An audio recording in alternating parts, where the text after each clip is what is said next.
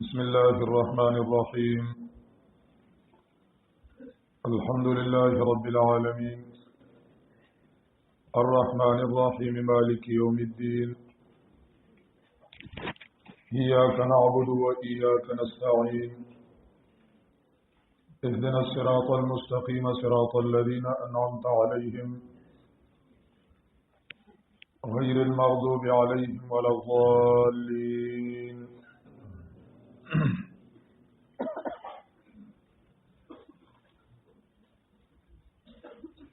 سورة الفاتحة کی بیان او د تعارف او د پیژنګلو د الله چې الله رب العزت د الله د شان مطابق او د الله د تعلیم مطابق او پیژندل شي او بیا د الله رب العزت هغه شانته حق ادا کړی شي چې څنګه د الله رب العزت حق دی نو هغه شانته د الله حق ادا کړی شي.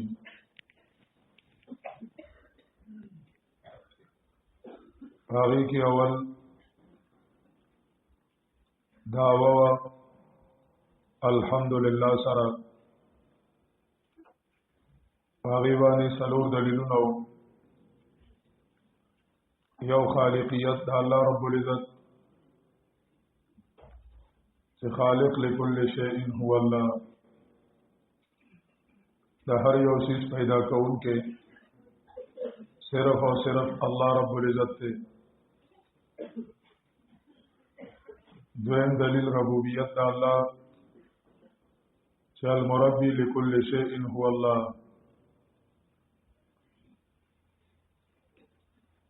او دریم دلیل رحمانیت او برکتونه د الله رب العزت المبارک فی کل شیء هو الله. خیرونه برکتونه ورکوونکي یک یوازې الله رب العزت ته بل څوک نه. څلورم دلیل مالکیت اختیارات او بادشاہی د الله چې الله رب العزت بادشاہ دی واقدار او اختیارمند هغه دی مالک یوم الدین چې کله معرفت شو او الله رب العزت ته پیژاند نو هغه په عمل کردار کې ښکارا کول پکار دي چې عمل کې او کردار کې دا ښکارا کړی شي. نو ایاک نعبد و ایاک نستعین دا علم نتیجه وا او د دلایلو نتیجه وا. بیا د کلکېدو دعا وا. مختلف آفتونه دي او مختلف سيزونه دي حاصله چې موږ د دین واړی اهدنا الصراط المستقيم دا د کلکېدو دعا ده چې الله مونږه په دې باندې کلک کا. بیا دا غوښنه وروسته بشارت او تخویف نمونه چې چا طرف القلب ملاو شوی او څوک کلک شوی هغه انعام یافته وګرځیدل هغه باندې الله رب العزت انعام وکړو.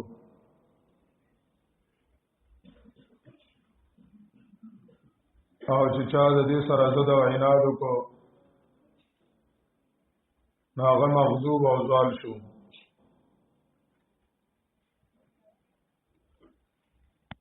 اول دعوه توحید وا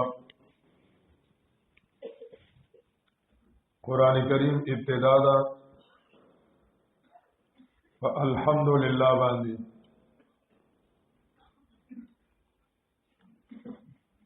چې الله رب العزت صفاتنا اومنل شي او الله په صفاتونو کې یوازې اومنل شي. په دې جمله باندې قران کریم شروع کو یو حدیث مبارک کی راغلی دی نبی علیہ السلام فرمایلی دي چې سبحان الله نصف الميزان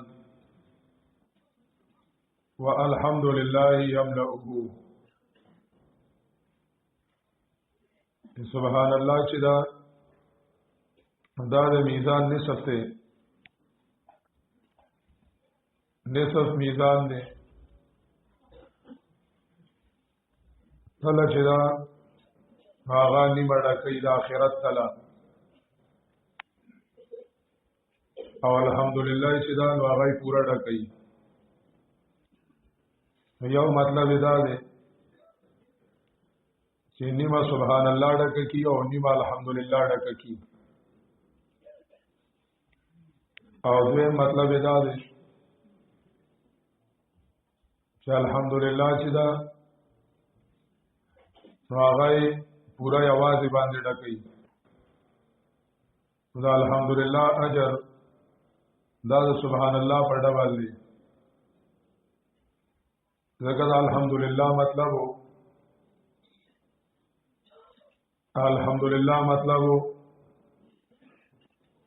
چې الله رب العزت له هر کمال ثابت دی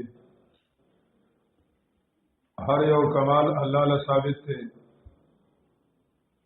کمالاتو کې یو کمال داو چې الله رب العزت د عیبونو نه پاک دی نو په الحمدلله کې سبحان الله معنی شته دی دا پورا تله هغه ډکې حدیثو کې او قران کې چې اجرونه راځي مخکې مونږ ویلو دا د حقایق دي دا الحمدلله حقیقت دا دی چې د زړه هر یو کمال او هر یو صفت الله لمنل دا الله چې کوم کمالونه او صفاتونه دي هغه کې الله یوازې ګڼل دا د زړه حمد او په عمل کې چې کوم کارونو باندې الله رضا کیږي هغه په عمل کې راوستل عمل کې هغه راوستل او عمل په هغه باندې فیصله کول دا عملی حمدو دا الله رب العزت خوخ عملونه هغه کول دا الله د رضا کارونه کول دا الله رب العزت د رضا کارونه هغه په هر ځای کې دي د ژوند هغه کول دیتا حمد ویل کیږي حمد وتویل کیږي الحمدلله کی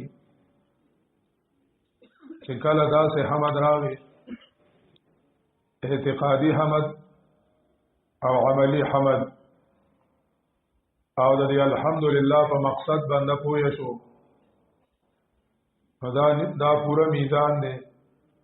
الحمدلله یملأه تملأه دا ډیره اوچته کلمه وا لویا کلمه وا دا قران کریم په دې شروع کو په دې شروع کولو کې یو حکمت دا دی چې په انسان باندې د الله معرفت فرض وو دا د علم کلام مسله ده چې اولنې فرض په انسانیت څه شی دی په انسان باندې اولنې خبره چې کوم فرض ده نو هغه څه ده یو قول دا دی چې دا الله پیژنګلو په فرض ده دا الله معرفت په فرض دی دویم قول دا دی چې دا الله د معرفت د پاره مهنت او طلب په فرض دی لومبه فرض دا مهنت او طلب دی او دې کې تضاد نشته یو وسایلی او بل مقاصدی وسایلو کې اولنې فرض هغه مهنت د الله د معرفت ته او مقاصدو کې اولنې فرض هغه د الله په جنګلو د الله معرفت ته چې الله رب العزت کو پیژني نمینه به سراونو کې یا ربتهونو کې چې وای پیژنې نو عبادت په وکي ځان به قربان کی و چې کله معرفت نوي شوه بیا هیڅ نه کیږي اولنې فرض په انسان باندې د الله معرفت او د الله رب العزت پیژنګلو وا د الله پیژنګلو وا او د الله معرفت اولنې حالت هغه په صفاتو د الله دی د الله پیژنګلو چې کیږي هغه د الله په کمالاتو کیږي چې الله رب العزت پیدا کون کې دی الله د کائنات چلون کې دی الله رب العزت د کائنات مدبر دی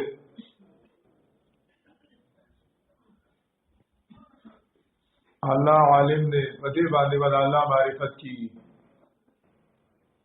دا الله رب العزت د پیژنګلو طریقه د الله صفاتونه باغی ځان پوهه کول دي دا الله په کمالات باندې ځان پوهه کول دي او دا یو اهم علم دی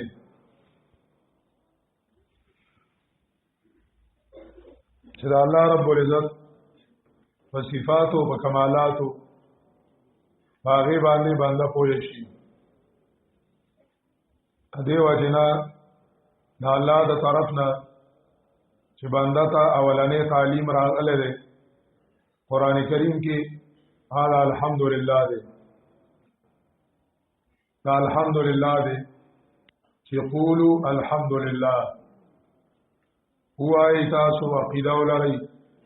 چې الحمدلله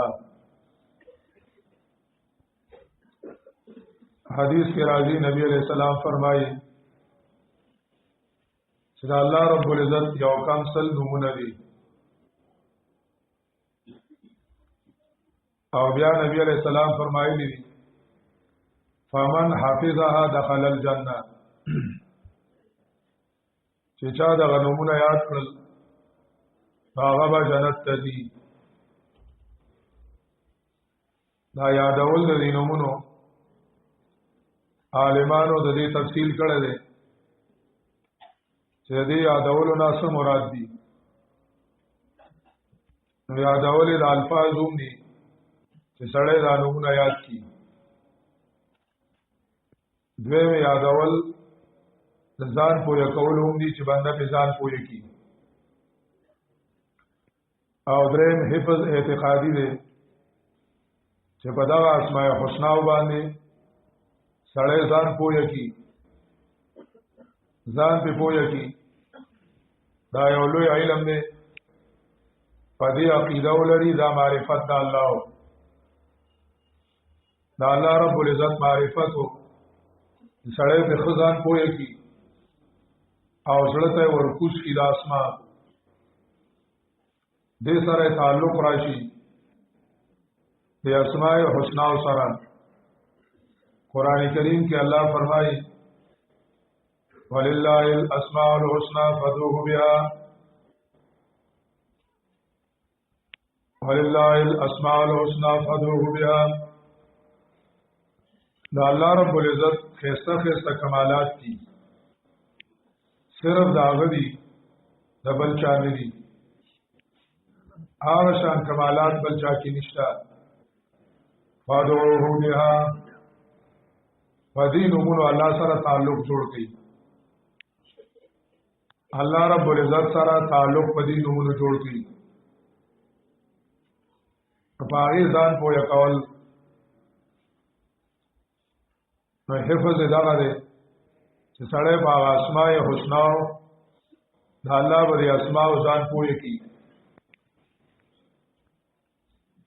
او په دې باندې بیا علمانو کتابونه لیکلي دي. امام قشیری رحمه الله لطائف الاشارات کی دا اسماء الحسنا ډیر بهترین مطلبونه بیانوي. او امام سیوطی رحمه الله کتاب دی المقصد الاسنا دا به بیان د اسماء الحسنا کې دی او تش معلومات حاصل اول نه بلکې داغه اعتقادي حفظ ځان پوهه کول پر اسماء دا ولنه مرحله ده د معرفت الهی چې څومره د الله دی نومونو سره کمالات سره شغل راغی نو دومره دا زړه ته کوزيږي ځکه بار تکرار سره بار اوریدو سره او بار لیدلو سره اذا تکرر تقرر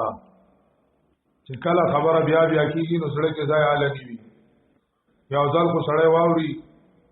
او هغه چې کمونو په وخت تیر شي او په کاپای کې ولیکل شي بس بیا پراته وي بار تکرار سره دا غي فائدہ کیږي. د دې وجنا قران کریم په دې باندې شروع شو چې الحمدلله صفاتنا کمالنا صرف د الله دی. دویمه وجه بنده الله ته محتاج دی علما عملا روحا و بدنا. یا ایها الناس انتم الفقراء الى الله اے انسانانو تاسو ټول الله ته محتاج یې. منګه په هر یو شي کې الله ته محتاج یو. د بدن په ضرورتونو کې الله ته محتاج یو. کاغه وبدي کباران دي کاغه خوراک ته کجامه او لباس ته ومنګ ارڅ کې الله ته محتاج یو. منګه د روح په سيزونو کې پالنه کې الله ته محتاج یو. الله رب العزت ته محتاج یو. دارنګي علما او عملا زمونږ علم د الله نه دی که الله رب العزت ته زونه کی نو مونږه هیڅ نشو کولای. الله رب العزت ته زونه کی دا الله د طرف نه علم را نشي. وعلم الانسان ما لم يعلم ويعلمكم ما لم تكونوا تعلمون. الله ته محتاج یو. علم کې الله ته محتاج یو. الله رب العزت ته محتاج یو. عمل کې الله ته محتاج یو. حلال او حرام کم چیز موږ له فائدہ مند دي او کم یو موږ له نقصان دي. موږ الله ته محتاج یو. یو غد حدیث کې راغلی دی نبی علیہ الصلوۃ والسلام فرمایلی دی چې الله رب العزت فرمایي الا كلكم عار الا من كسوته. تاسو ټول بربند وای جامې ما درکړي. كلكم جائع الا من اطعمته. هر یو وګي وای روړای ما درکړه. هر یو گمراه وای ضال الا من هديته. نو هر حاجت جامع زمانه غواړي فاستقسوني اکسکم استطعموني اطعمكم. روډای را غواړي درکوم دلا فاستهدوني اهدکم.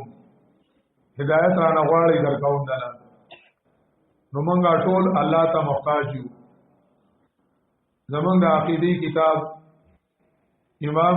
طحاوی رحمه الله تعالی عقیدہ طحاویہ کی ذکر کړی دی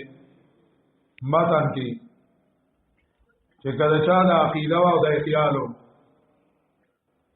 چې د ژوند په یو لمحه کې یو سکند کې زما داسې وخت راځي چې الله ته نه محتاج په دا سکند او دا لمحه کې دا الله رب العزت ته نه محتاج وای دا سره مسلمان دی دا سره مسلمان دی امام ابن قیم رحمه الله طریق الهجرتین کی ذکر کړی دی چې فقر صفات ذاتی د الله صفات ذاتی د بنده دی او غنا صفات ذاتی د الله دی الله هیڅ چاته نه محتاج او انسان په هر حالت کې او په سکند کې الله ته محتاج دی اوس مونږه خپل حاجتونه د الله نه غواړو د الله رب العزت نه فیض حاصلو د الله نه فائدہ حاصلو د الله رب العزت نه د فائدې اغستلو طریقه سره د الله رب العزت نه د فائدې اغستلو طریقه سره د الله نه د فیض حاصلولو طریقه هغه د الله صفاتونه دي په دې صفاتونو باندې د الله نه فیض حاصلای ولله الاسماء الحسنى فادعوه بها ولدعوا الله او ادعوا الرحمن ايما تدعوا فله الاسماء الحسنى ايما تدعوا فله الاسماء الحسنى دا الله نه د حاصلولو طریقه هغه اسماء الحسنى دي خپل حاجتونه به په دې طریقه باندې پورا کړئ په دې طریقه به پورا کړئ بیا یو چې عام مفسرین کوم وایي او محدثین علما چې الله تعالی رحمان به ما رحم وکړه ته ستاره به ما پړ دی واچو دوی مشاور الله رحمه الله ذکر کړی دي شاسن ذکر کړي چې د دې طریقه دا ده اسماء الحسنا د وسیله کولو چې انسان هغه با اختیار مخلوق دی الله ولا د سيزونو د کولو طاقت او اختیار ورکړی دی په دې له خپل عملونو کې دا الله د اسماء او رنگ پیدا کی نقل لیو کی الله رب العزت رحمان دی په دې مخلوق سره د نرمۍ معاملې وکي او په مخلوق دی رحم وکي الله رب العزت په دې او خاص رحم وکي الله رؤوف دی نو دې خلکو سره د ترس معاملې وکي الله معافي کوونکی دی نو دې خلکو سره د معافي معاملې وکي الله حلیم دی دغه نه ناکام او حلم راشي لکه یو حدیث علما ذکر کوي تخلقوا باخلاق الله امام ابن تیمیہ دې حدیث سټیک نه وایي وې دا الله صفات اپ انسانانو کې دې شرات له محدثین وایي چې دا حدیث صحیح دی او دې مطلب دا نه دی چې ګینه دا الله صفات بنده کې راځي خدای نه رنگ مراد ته صبغت الله دا الله صفاتونه په اسباب به اسباب دي او دا بنده په اسباب دي دا الله غیر محدود دي دا بنده غیر محدود دي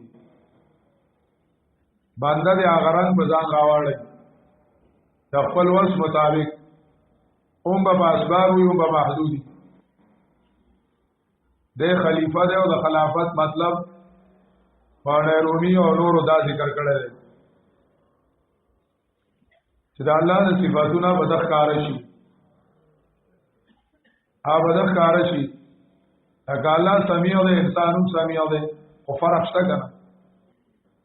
الله بصیر دی انسانم بصیر دی او فرق شته دی نو دا شانتي نو وسیله مطلب دا دی او الله نه الله سره د تعلق جوړېدلو طریقه دا ده چې هغه رنګ په ځان راوړو دا الله د طرف نه فیض حاصل کی او خصوصي فیضان به در باندې وشي خصوصي فیضان به در باندې وشي. نو دیو جنې قران کریم شروع په الحمدلله تو درېمه وجدا ده چې انسان د الله مبارک غلطيږي داغه غلطای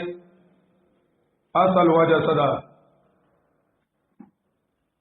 هغه دا چې د مخلوق په کمالاتو دوکه شي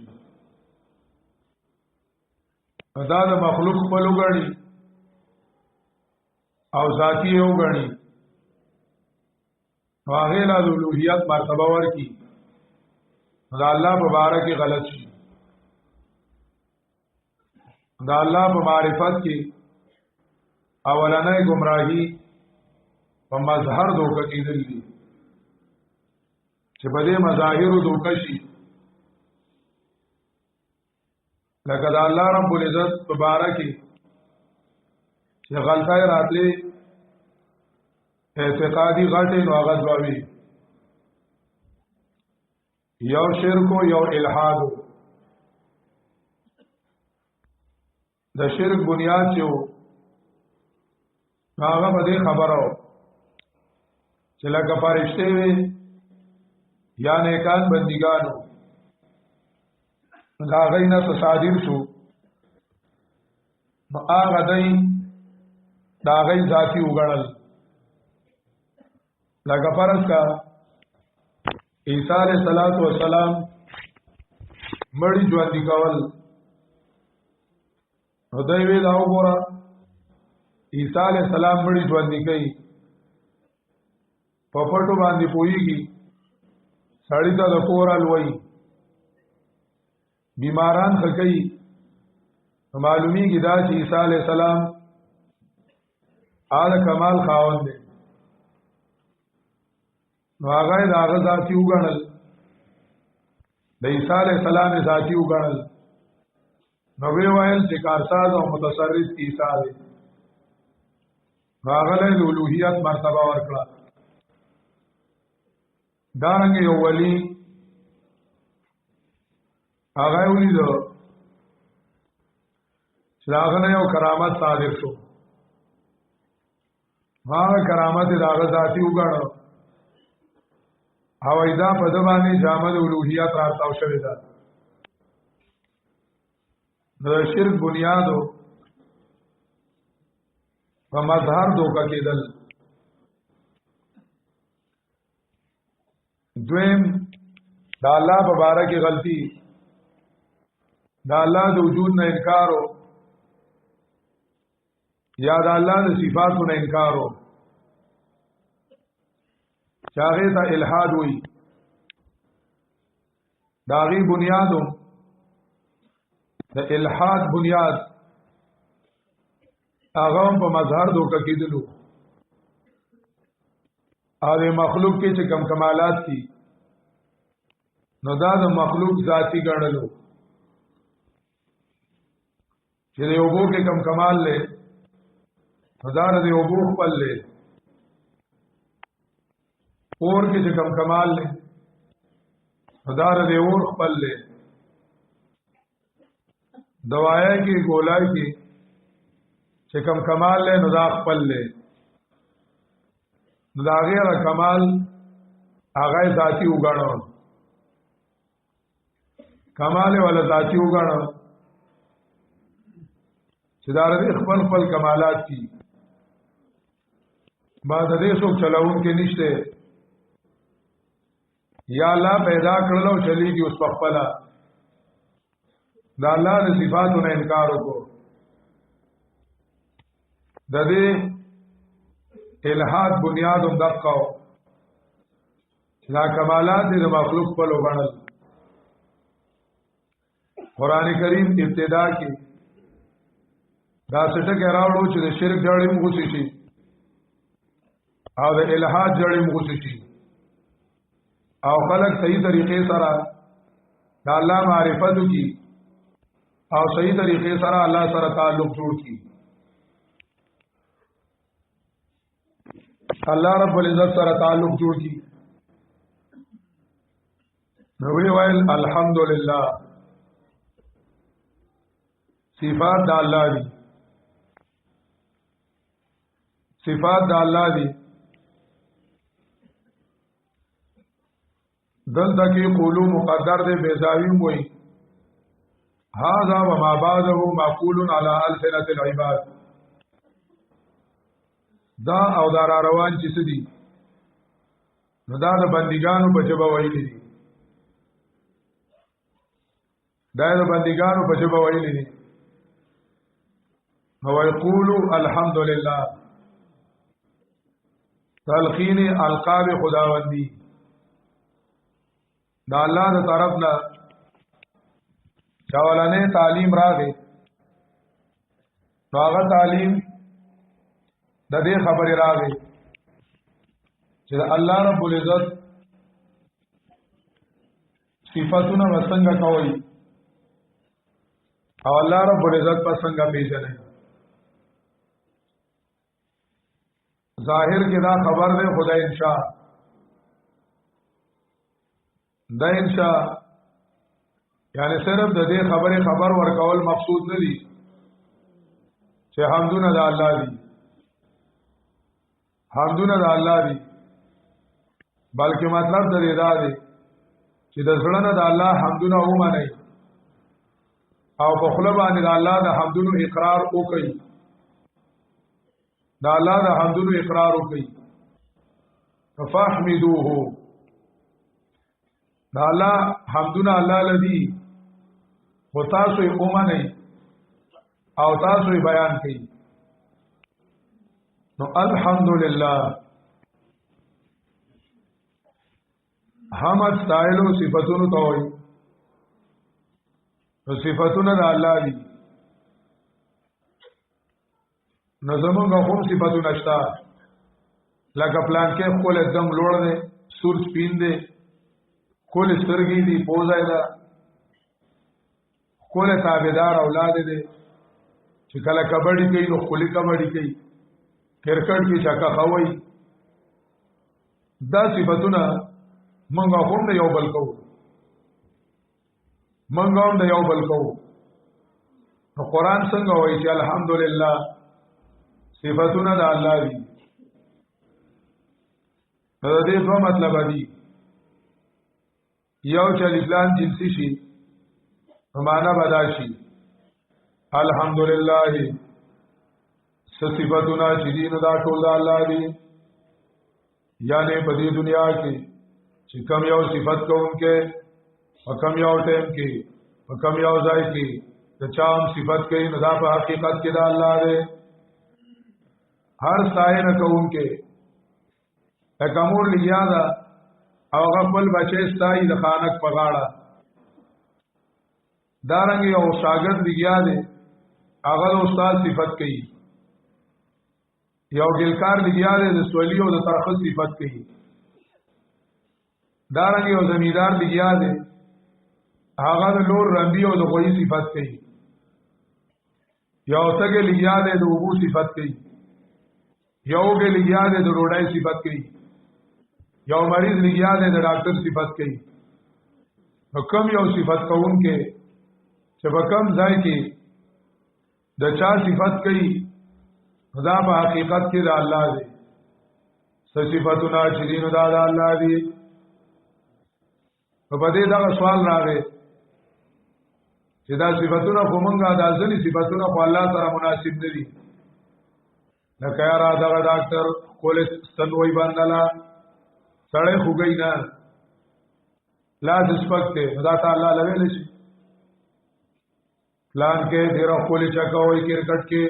دا تعالی لوي شي پلان کې اولاد تابعدار دي دا تعالی لوي شي چې توای چې صفاتونه دي نو دا الله دي هغه دې جواب کوي چې مطلب د دې دا دی چې د دې صفاتونو ورکون کې اختیارمند الله دی یعنی دا صفاتونه کته دی او ډاکټر کای دی او عالم کای نو د دې حقیقت کې ورکون کې الله دی دا د ذاتی نه دی خپل نه دی خپل نه دي دا د په اختیار کې نه دي کو صلی الله غواړي نو دنه به داستر کې والی کو صلی الله غواړي نو د ډاکټر نه به قابلیت والی نو یو دا دی چې دا د خپل نه دي او دویم دا دی چې دا د په اختیار کې نه دي دې ورکون کې اختیارمن الله دی ورکون کې اختیارمن الله دی حمد را باسو نسبت است درست باہر در کے رفت برداری توست حمد را باسو نسبت است درست باہر در کے رفت برداری توست بس هر څه تا ګوري داغه نه الله معلومیږي هغه نه الله معلومیږي ځکه ټول صفاتونو خالق الله دی ایام سسک الله بذر فلا کاشف له الا هو ويردك بخير فلا راد لفضله هر څه الله کوي الله رب العزت ورکون کړي دا نعمتونه حقیقت کې د الله دي هر چې بینم درجان غیر تو نس یا تو یا خوی تو یا بوئی تو هر چې بینم درجان غیر تو نس یا تو یا خوی تو یا بوئی تو چار طرف تا ګورم بس اللہ رب العزت آغا معلومیگی بسا میری نظروں میں تو اسی قدر ہے جدھر دیکھتا ہوں ادھر تو ہی تو ہے بسا میری نظروں میں تو اسی قدر ہے جدھر دیکھتا ہوں ادھر تو ہی تو ہے بازار سا اللہ دی ذالف لامی جنسی داغی اس وقت فائدہ آغا دادا چې ملاحده ویل چې دا کائنات د ماده نه پیدا دي او په ماده کې ارتقا کېدا لا انسان تر او رسیدا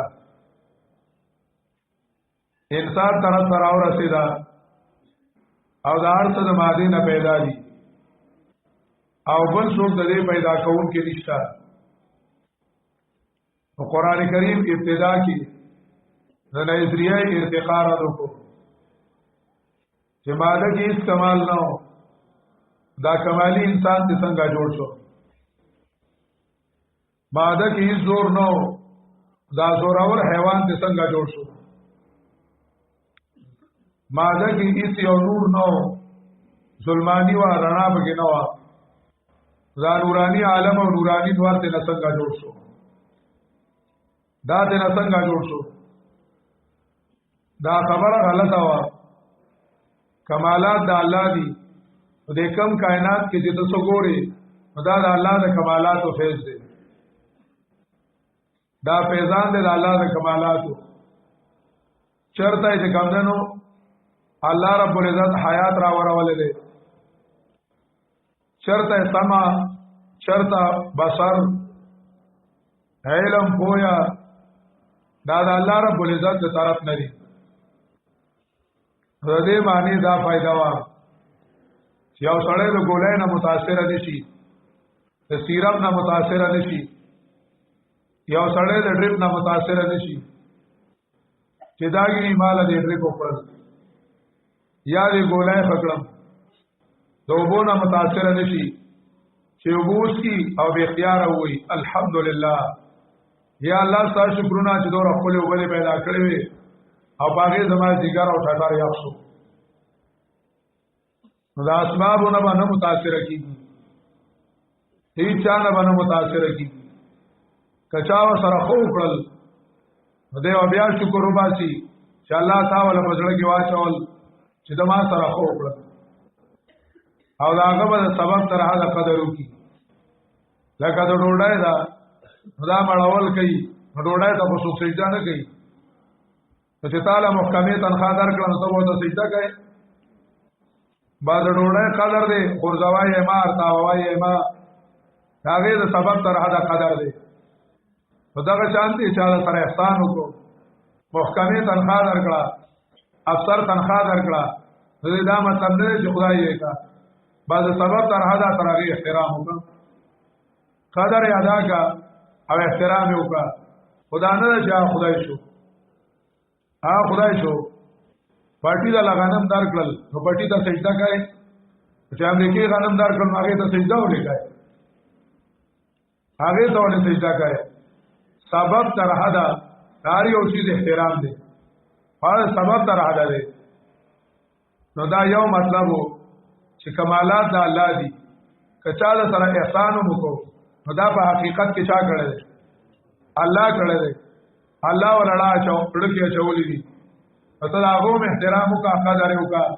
واصل احترام د چا دی دا الله رب العزت دی دا یو مطلب وو چې ټول کمالات چي دي خدا د الله رب العزت دی چې الہات ختم شي الہات چې کمنو ختم شي او د اسباب ته سجدي کول اسباب ته الوهیت مرتبه ور کول هغه چې کمنو ختم شي دوی مطلب چې صفاتونه دوه قسم دي یو صفاتونه هغه د بنیانو مناسب دي د بنی آدمو مناسب دي چې هغه په اسباب دي او محدود دي د بندګانو صفاتونه یو په ظاهري اسباب دي لکه چې ظاهري اسباب نیوي نو لیدل نشي کولای سترګو باندې پټای راواله نو لیدل نشته وای تاړه نو لیدل نشته غوګونه پاغي لیدل کوي اوریدل کوي فجبا وایل کوي پخور اسیدل کوي د باندېګانو کارونه ټول په اسباب وي چې اسباب نه بیا نه اگر سورۃ الاعراف یوصل 95 195 کې وایي علم ارجل یمشون بها ام لهم ایدی یبطشون بها ام لهم اعین یبصرون بها ام لهم آذان یسمعون بها تاسو چې چاته رامدد شوای او تاسو توای چراور شي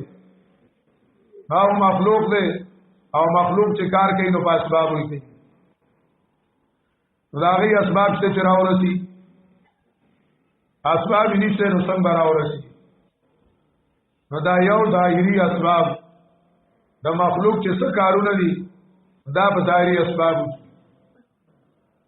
دویم دا چې د مخلوق کارونه محدودي د مخلوق صفاتونه چې او کمالات په دا محدودي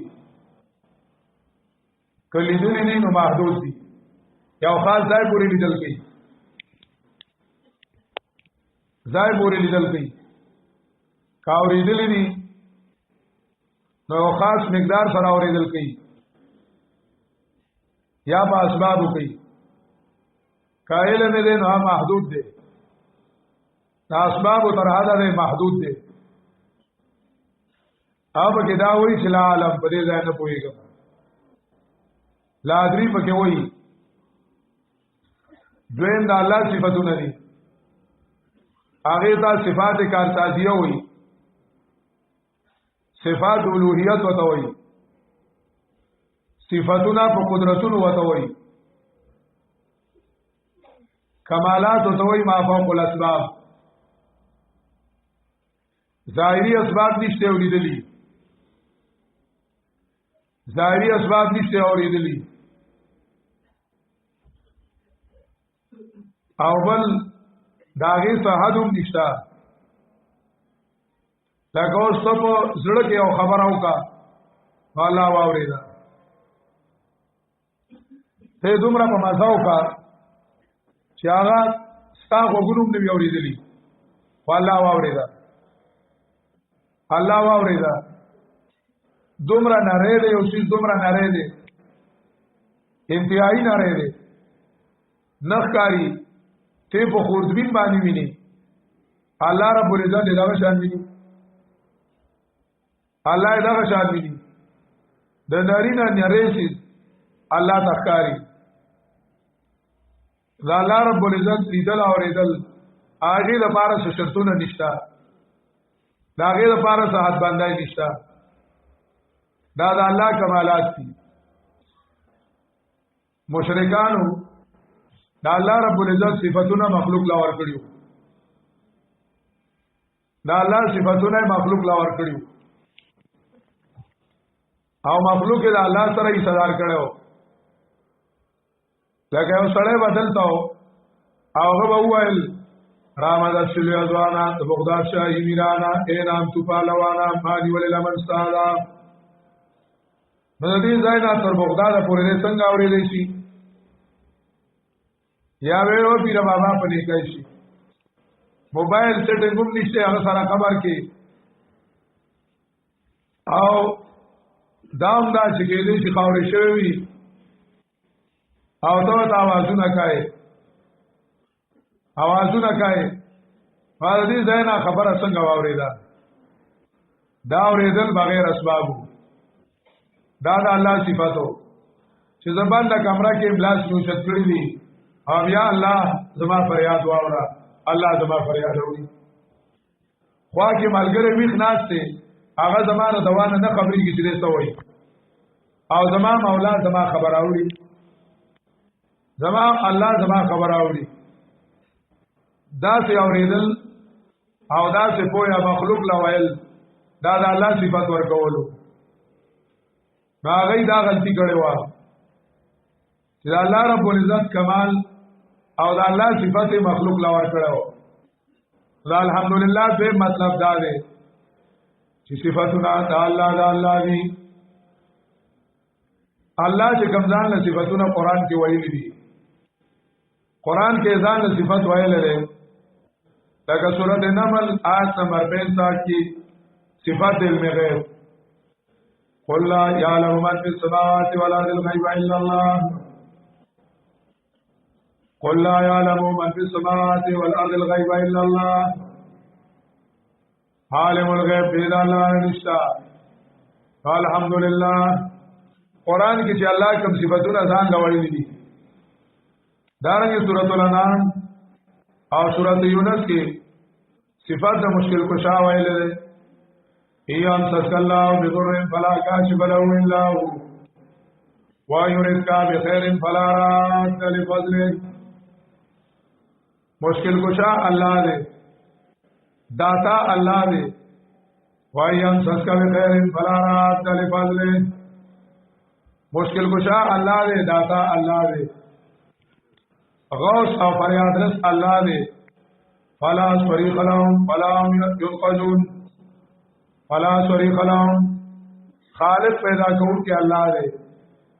حل من خالق غیر اللہ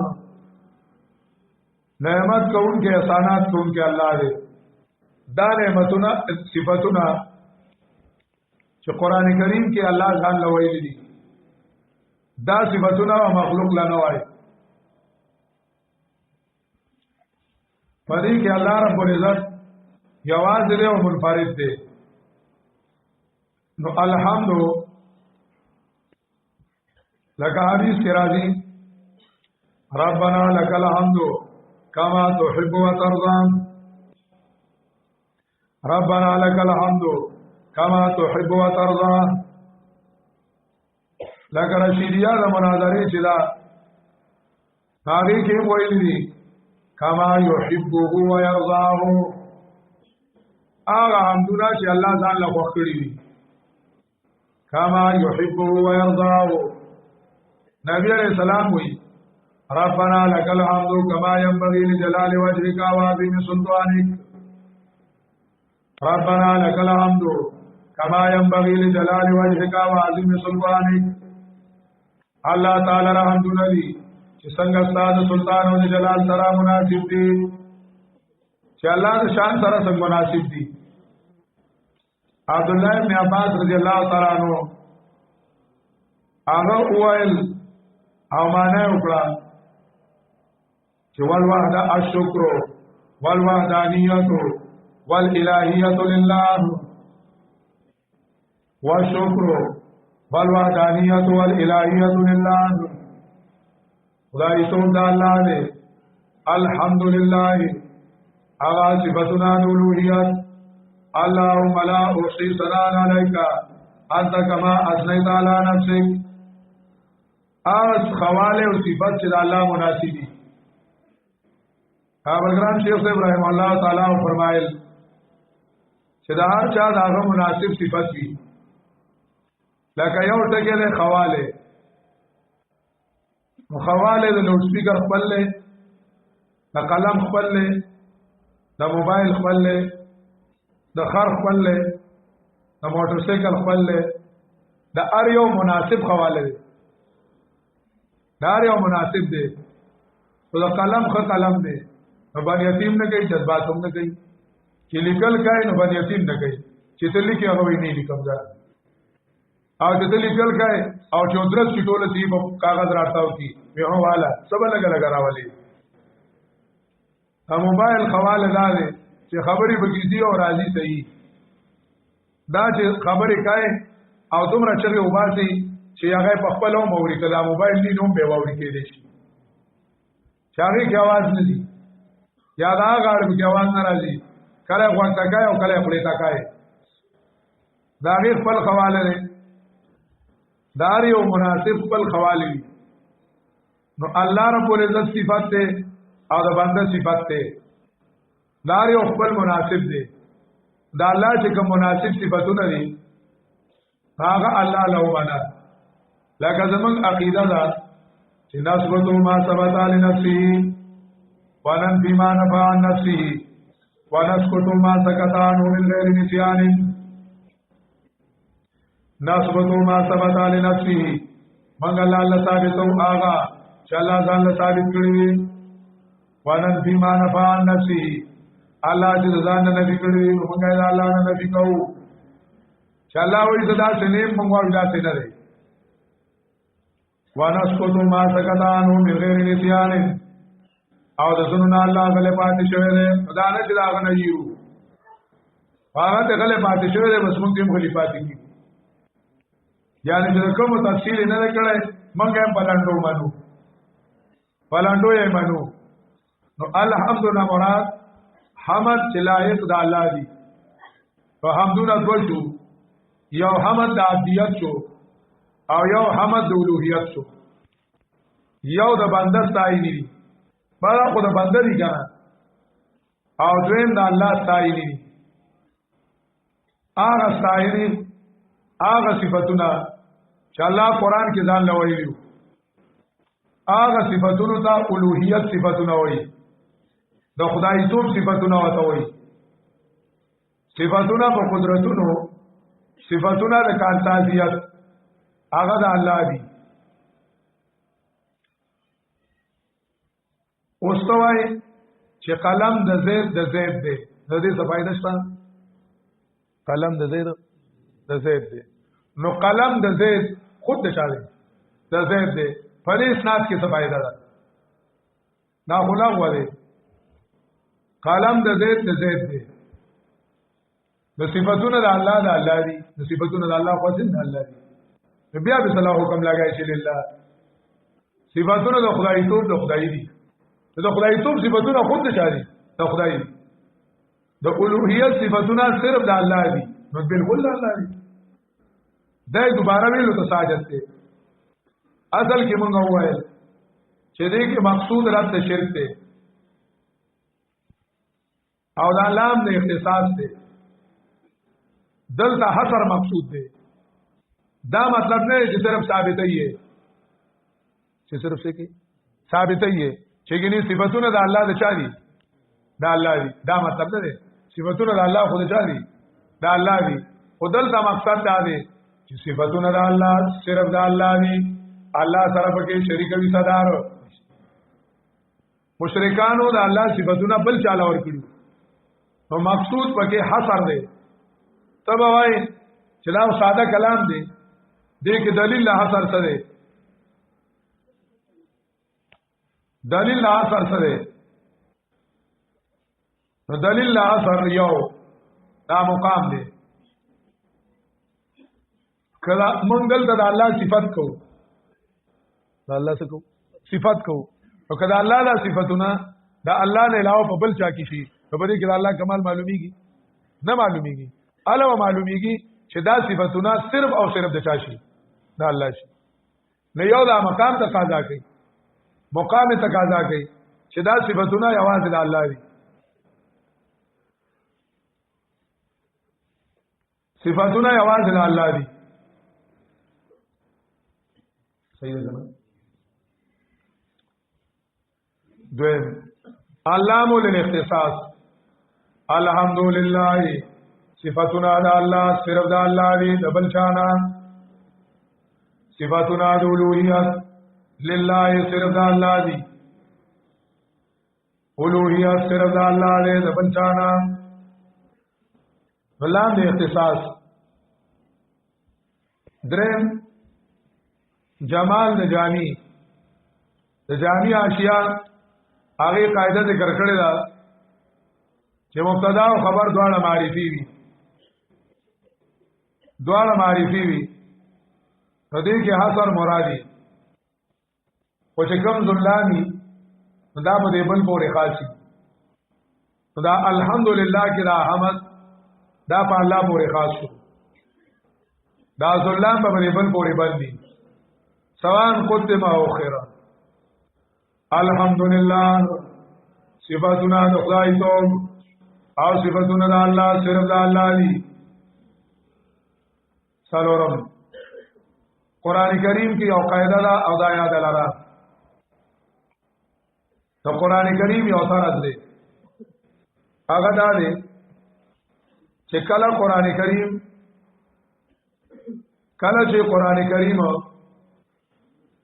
یو کلام یو ځای کې ذکر کی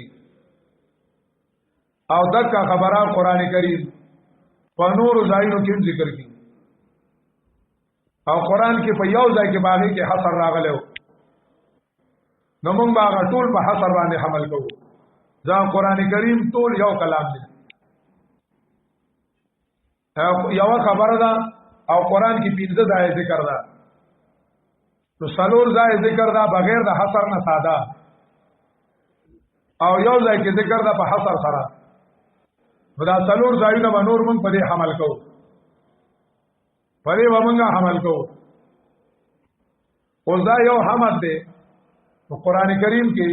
ډیر ځای ذکر دی لکه 15 سورتونه داغه په سر کې ذکر دی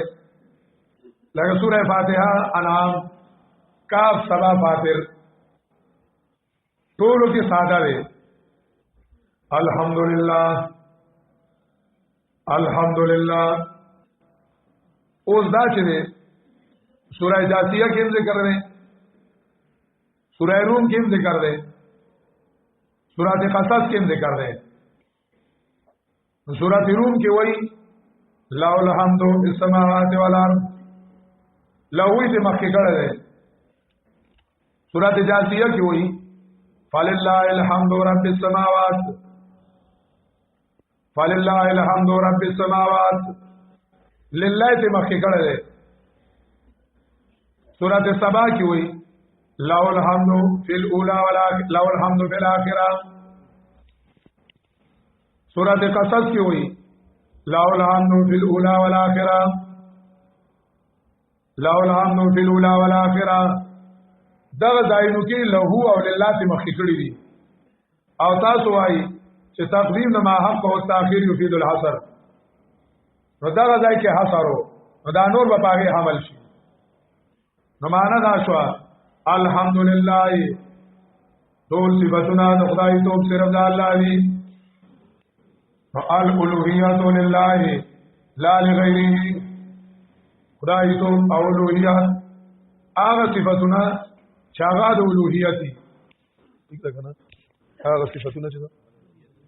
مطلب هغه کمالات چې هغه په یو هستای کې راشي هغه ته بیا الہ ویل شي لکه چې توجیدو کی توجید دې ته تجوید دې تجویدو کی او مشقو کی هغه ته بیا قاری سے ویل شي بیا وت خلق القارئ المقری وی درس نظامی وی تخصصو کی بیا وت خلق مفتتی قرون کې وی چې مفتی هغه بیا د مفتی ویلو شي قابل شي صحیح ده کنه یو کورسي کالجونو کې وږي چې هغه ته د میډیکل کورس وایي نو چې د میډیکل کورس وکي دته بیا وروسته خلک ډاکټر سیب وایي